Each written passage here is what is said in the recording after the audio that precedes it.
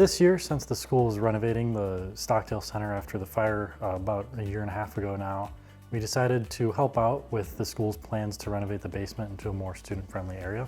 We're going to be helping them out with additional furniture, games, consoles, TVs, and all the like, so students have a good place to study and hang out.